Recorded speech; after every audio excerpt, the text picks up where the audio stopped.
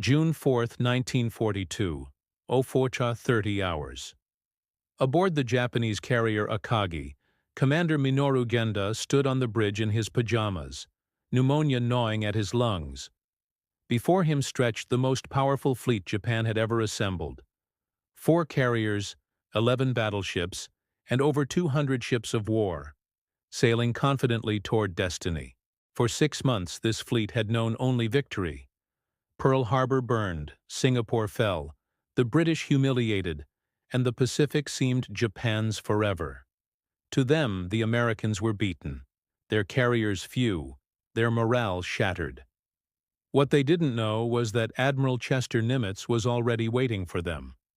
American cryptographers at Station Hypo had cracked Japan's naval code, JN-25B. Every plan, every order, every movement, read like an open book. While Japan believed they were hunting 2 crippled U.S. carriers, 3 were already armed and waiting northeast of Midway. The trap was set. At dawn, Admiral Nagumo launched his first strike on Midway, 108 aircraft roaring into the sky. The attack went well, but not perfectly. Midway's defenses still stood. Nagumo hesitated. He ordered his second wave rearmed for another land strike, bombs and torpedoes cluttering the hangar decks. Then the fateful message came. Enemy surface ships sighted. In panic, Nagumo reversed his order. Rearm for naval attack, creating chaos below deck.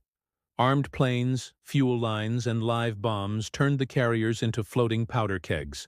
At 10:20 a.m., American dive bombers from the Enterprise and Yorktown appeared overhead, undetected, unopposed. Within 6 minutes, the pride of the Imperial Navy was burning. Akagi, Kaga, and Soryu, all hit, all doomed. A single 1,000-pound bomb on Akagi detonated among stacked ordnance, ripping her apart in a fireball. Hours later, Hiryu launched a desperate counterattack that mortally wounded Yorktown.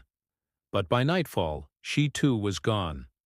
4 Japanese carriers, the same ones that struck Pearl Harbor, now lay beneath the waves. Over 3,000 sailors and airmen were lost. In 6 minutes, Japan's dream of Pacific dominance was over. Midway didn't just shatter ships, it shattered myths. The myth of Japanese invincibility. The myth of warrior spirit over intelligence and industry. America's victory was forged not by luck, but by mathematics, machinery, and codebreakers working in the sweltering heat of a basement in Pearl Harbor. From that day forward, Japan would never again take the offensive.